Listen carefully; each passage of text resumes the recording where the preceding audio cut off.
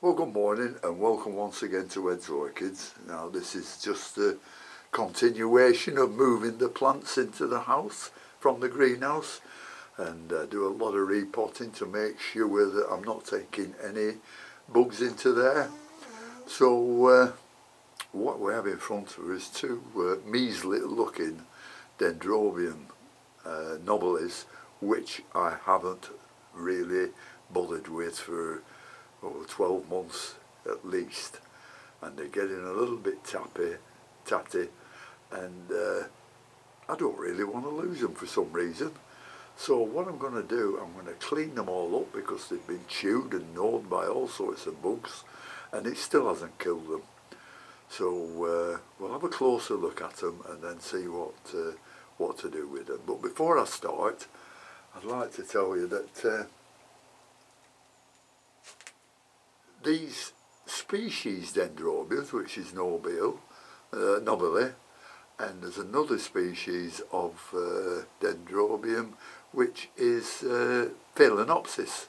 So we've got Dendrobium nobile and Dendrobium Phalaenopsis, and there are nearly 1,000 species of Dendrobiums, all with different shapes and sizes and colours and what have you. And these hybrids are all derived from two species, the Nobile and the Phalaenopsis. And why I say they're all from them, I'm talking about all the ones that are readily available commercially. And Nobile comes from the cooler climates of the Far East, while Phalaenopsis derives from the warmer parts of Southeast Asia. Now, to mention one or two things about the Nobiles, the temperature in the summer months, according to Google, are from 16 to about 26, 27. And in winter they like a drop of sort of 10 degrees, 5 to 10 degrees. And mine, these two, the Dendrobiums I used to keep, drop well below 6 degrees, and they've had no effect on their growth. But at winter time you've got to let these dry out. They can use the pseudobulbs for moisture if they get a little bit thirsty, but if you see the pseudobulbs getting a little bit crinkly and a little bit thin, then give them a bit of a watering and a spray.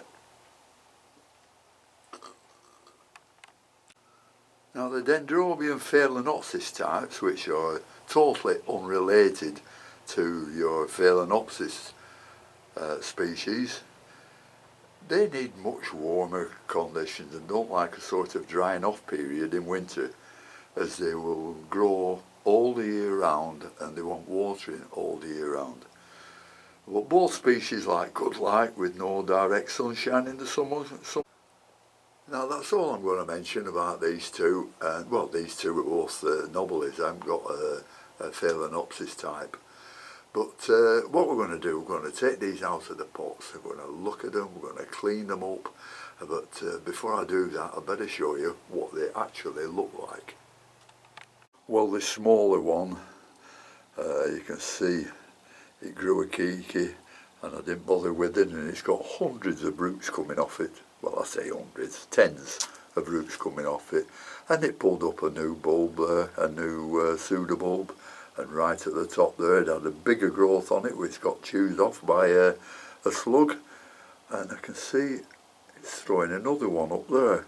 So what do? Do I chop this off and throw the other pseudobulbs away? Or what do I do? See, there's another one here coming up with, where are we? There's another corner there coming up with one as well, and another down at the bottom coming down with a root. So that's the smaller one, so we'll clean that up somehow. And the larger one has also been attacked by slugs, as you can see from the leaves.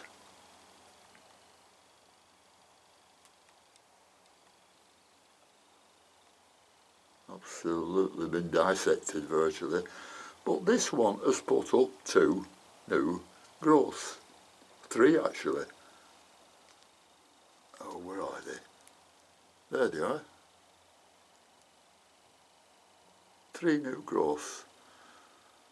So we'll get rid of all these bad leaves and everything and continue with the repot.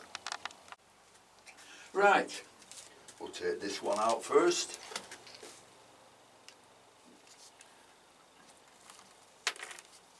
As usual, just squeeze the pot. I think this is in a bit of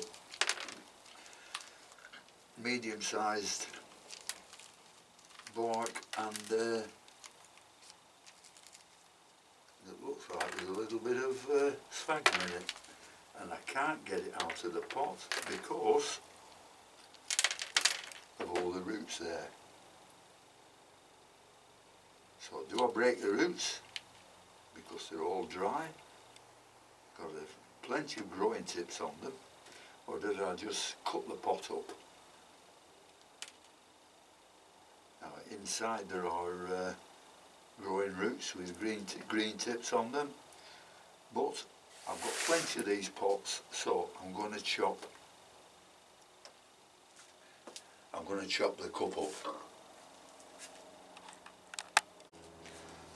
So we've got the secateurs, so we'll carry on.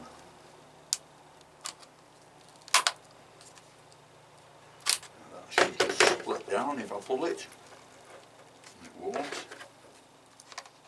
because it's still stuck at the top there.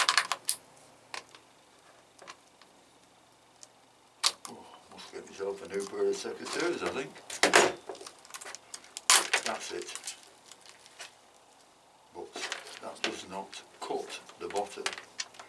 So I'd better find somewhere around the bottom there where there isn't any roots and nip in there. I might take 1 or 2 roots off, but that will be totally unavoidable. And I think this will be the ideal place to do it. There we are. I'll have to get round the other side to split it into 2 somehow.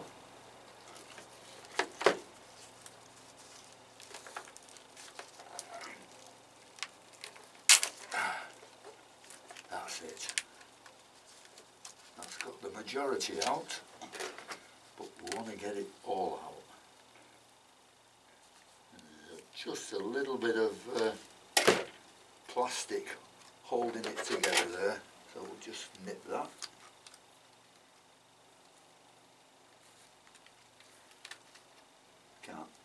Can't get in with those, so we'll just keep tagging along. I'll switch off until I get in there.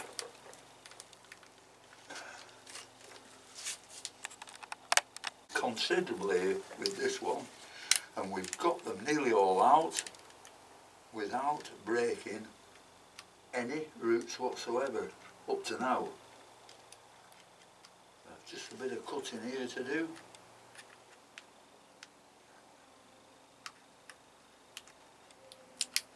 One there, and I think that might be it.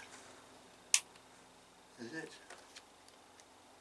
No, still got to cut here and here. There we are.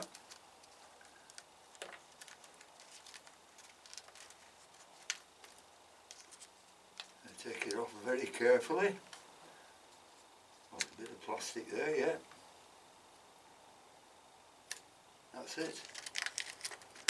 And there's a bit of the, what do you call it? A bit of the acorn pot still stuck to it.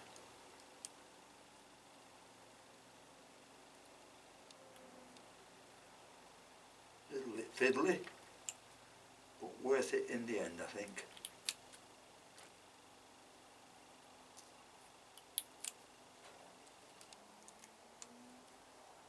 There we are.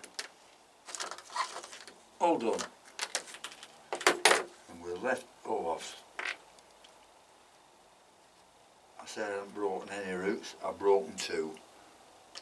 But it's got plenty, it will survive from that. And this is rock solid here, so I'll have to soak it in water until I can clean that one up. So we'll carry on with this one.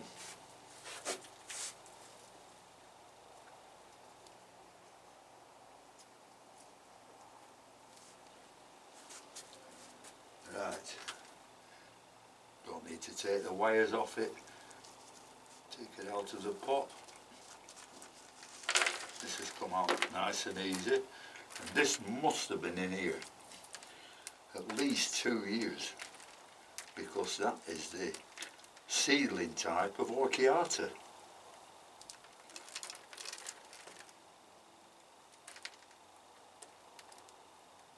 But these are really survivors. Right, what do we do with this? Well, I presume, I don't know, it's 1, 2, 3 cakeys close together. So I'm undecided what to do with this one. So I'll have a sit down, I'll have a good think about it, have a look at the possibilities, and then I'll show you what I've done. Well, the 2 cakeys came off very easily. This one has only 1 leaf on it, but look at the roots on it.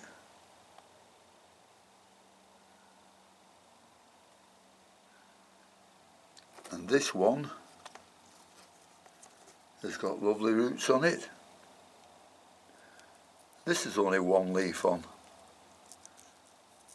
because the others, bulbs, as I said, has been eaten by snails, but it's got another growth there. So I think I better, with the amount of roots that each of these have got on them, I better mount them separately. Now I'm left with 3 pseudobulbs, but there's a sign of growth on which one? One of the smaller ones there. You can see it just growing at the side. So I'll prank that up on its own and see what happens. Anyhow, I can't do much more, so I'll really pot these up and take them inside and see where it goes from there during the winter months. I'll keep you updated. I think they might do okay, these, but you never know until you see some growth on them. Well, I'm going to use these nice green pots here. They don't need to be clear, I don't think. So, and I've got some bark here, some medium-sized bark, and I've put sort of a minimal amount of sphagnum in, because we don't want to keep them too wet over the winter period. So what we'll do, we'll just put a few of this in, cover the bottom. No, we won't. No, we won't. We put polystyrene in first, don't we? Clear. These nice green pots here, they don't need to be clear, I don't think. So, and I've got some bark here, some medium-sized bark, and I've put sort of a minimal amount of sphagnum in, because we don't want to keep them too wet over the winter period. So what we'll do, we'll just put a few of this in, cover the bottom. No, we won't. No, we won't. We put polystyrene in first, don't we? You know, just almost cover the bottom. Put about 5 or 6 small pieces in.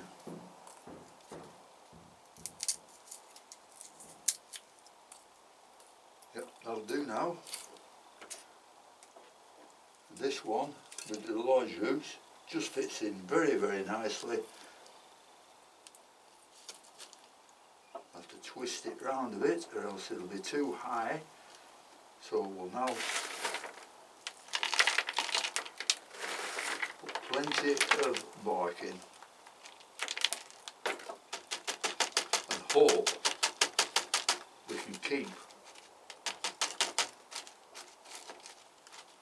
the plant centralised. Yep, we can do. Keep patting it to make sure that we cover all those large spaces up in the roots. I mean, when this is finished, it doesn't look particularly good, but who knows what it's going to turn out like.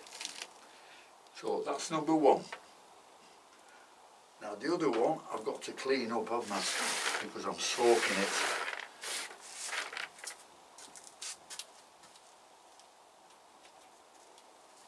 There it is, it's been soaking in water, so I'll just clean that one up off camera.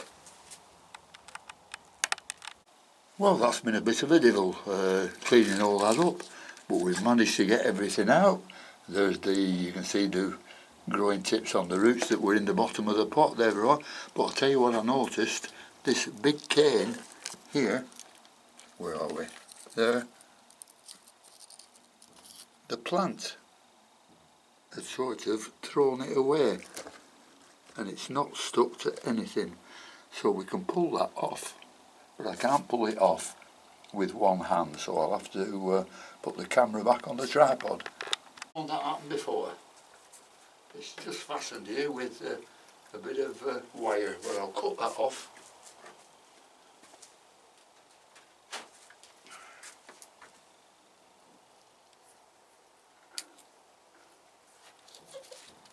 There we are, and you can see this is absolutely dead at the bottom and the plant has thrown it off. But that can be cut into pieces and put on some moist sphagnum, and it should grow, and I have plenty of moist sphagnum. So this piece now I can really clean up, and this one I don't like, this piece. So we're going to left with 1, 2, 3 small plants at the finish. We'll cut all the badness off. Probably looks a bit drastic, but hopefully it'll make a nice plant. A lot of people will not agree with what I'm doing, but that's the way I do things. So now we've finished up with one that we've repotted and another 3.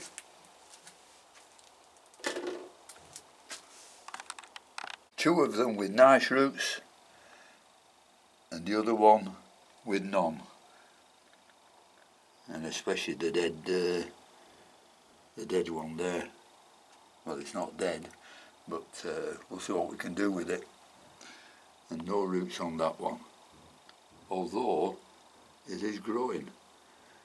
So we'll put some moss on that, I think, just to hold it together. Well, these will all be potted up the same way as before, a little bit of polystyrene in the bottom and pots according to the size of the roots. So I'll show you these when they're all done. Well, there are the 3 potted up, and we'll have to see how they go from there. Look a bit different to when I first started, don't they? But hopefully these will make nice plants. But as I said before, we'll keep you updated. So thanks for watching. Hope it hasn't been too boring for you. And until next time, I'll see you later.